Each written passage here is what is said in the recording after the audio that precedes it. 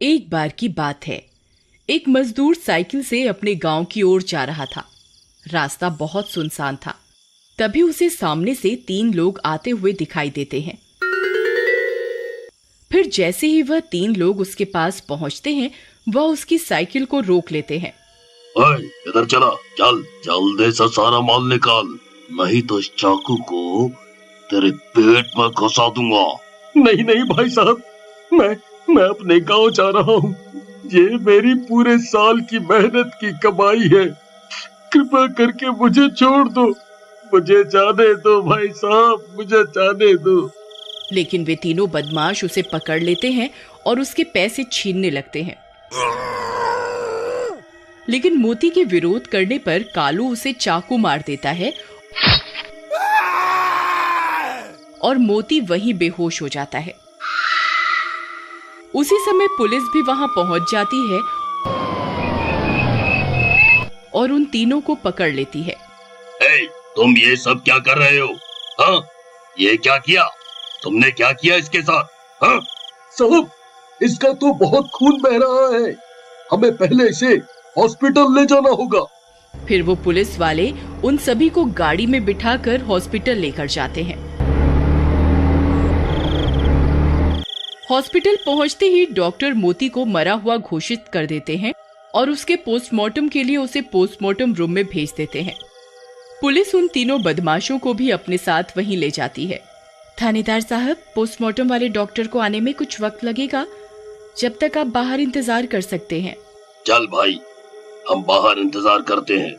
थानेदार साहब, इन बदमाशों का क्या करें? इन्हें यहीं मुर्दा घर में बंद कर देते हैं। जब डॉक्टर साहब आएंगे तो इन्हें बाहर निकाल लेंगे। अरे थानेदार साहब, आप ये कैसी बहकी बहकी बातें कर रहे हैं? हमें यहाँ इन मुर्दों के बीच में कहाँ छोड़ के जा रहे हैं? आप हमें पुलिस स्टेशन छोड़ आइए।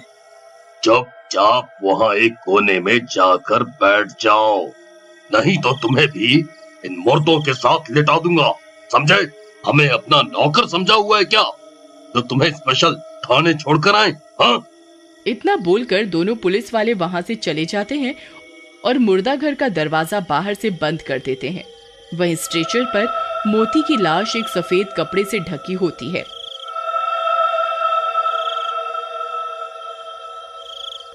वहां और भी लाशें पड़ी होती हैं। उन सबको देखकर उन तीनों की हालत खराब हो जाती है। आए सरदार, चलो उस कोने में बैठ जाते हैं। आए? फिर वे तीनों एक कोने में जाकर बैठ जाते हैं। तभी मोती का एक हाथ हिलता है। अरे मर गए रे! अरे सरदार, आपने वो देखा? अभी इसने अपना एक हाथ हिलाया था। चुप कर, लगता है तेरा दिमाग खराब हो गया है, तूने कुछ ज्यादा ही पी ली है। तभी मोती की लाश उठकर बैठ जाती है।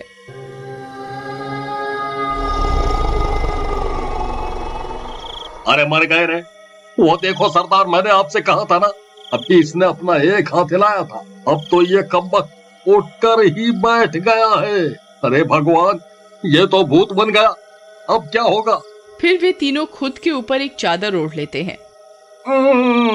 आलतू जलालतू आई बला को टालतू, आलतू जलालतू आई बला को टालतू। अरे भूत जी, मुझसे गलती हो गई, मुझे माफ कर दो। मैंने आपको नहीं मारा, आपको चाकू तो इस कमबख्त कालू ने मारा था। आप इसकी जान ले लो, मुझे और हरिया को यहाँ से जाने दो। सालों, तुम्हारा नाश मिटे, इसे लूटने का प्लान तो तुम दोनों का ही था। अब मुझे अकेले को क्यों फंसा रहे हो? भूत जी, ये दोनों भी मेरे साथ ही थे। जितना दोष मेरा है उतना ही इन दोनों का भी है। अरे लल्लन भाई, जरा चादर उठाकर बाहर तो देख, वो भूत कहाँ है? फिर लल्लन चादर उठाकर देखता है तो वह मोती का भूत उन तीनों को ही घूर रहा होता है।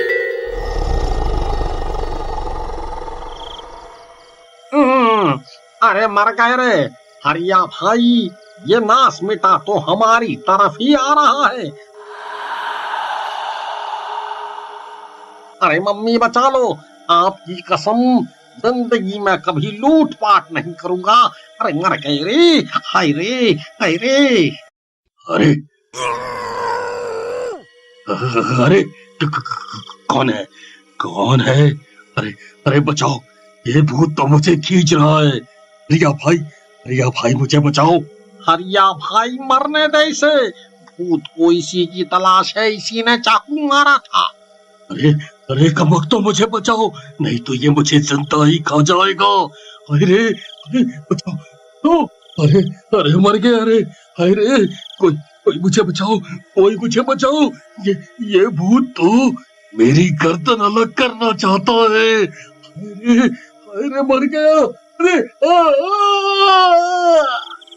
लल्लन और हरिया चादर में छिपे रहते हैं, कालू की चीखें सुनते रहते हैं। डर के मारे उनकी हालत खराब हो जाती है।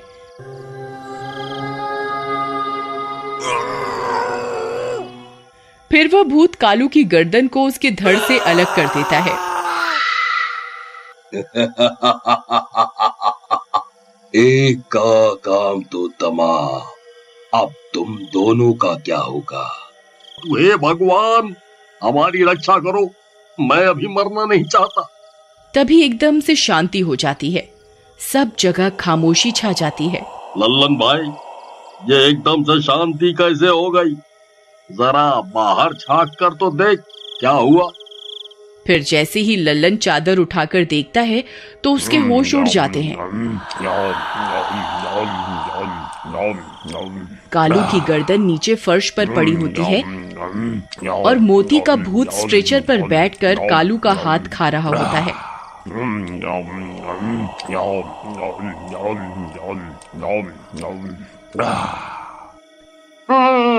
हाय रे हरिया भाई, बाहर का मंजर तो बहुत खौफनाक है भाई।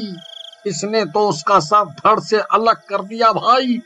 अब अगला नंबर हमारा है, अब क्या करें? फिर वह भूत चादर में अपना हाथ डालकर हरिया को खींचने की कोशिश करता है। तभी हरिया उस भूत से चुराया हुआ पर्स निकालता है। उसके पर्स में उसकी बीवी और बच्चे की फोटो लगी रहती है। फिर हरिया उस पर्स को भूत के हाथ में थमा देता है। भूत उस पर्स में अपनी बीवी बच्चे की फोटो देखकर भावुक हो जाता है और स्ट्रेचर पर बैठकर उस फोटो को देखता रहता है। अरे लल्लन भाई, बाहर इतनी शांति कैसे हो गई? जरा चादर उठा कर तो देख क्या माजरा है। उधर लल्लन चादर उठाकर बाहर देखता है तो उसे भूत रोता हुआ दिखाई देता है। हरिया भाई, ये भूत तो अपने बीवी बच्चे की फोटो देखकर रो रहा है भाई। हमसे अनजाने में कहीं बहुत बड़ी भूल तो नहीं हो गई भाई? तुम सही कहते हो भाई, हमने कुछ पैसे के लालच में आकर इसके बच्चे को अनाथ बना दिया और बीवी को विधवा कर दिया। अब इसकी मौत की खबर सुनकर इसके परिवार वालों पर क्या बीतेगी भाई। हमें जीने का कोई अधिकार नहीं। चलो हम बाहर जाकर खुद को इसे सौंप देते हैं। फिर वे दोनों चादर से बाहर निकलकर जाते हैं और भूत के आगे हाथ जोड़कर बैठ जाते हैं। भूत जी, हमसे बहुत बड़ी गलती हो गई। हमने कुछ पैसों के लालच में आपको आपके परिवार से अलग कर दिया। हमें जीने का कोई अधिकार नहीं है, आप हमारी जान ले लो।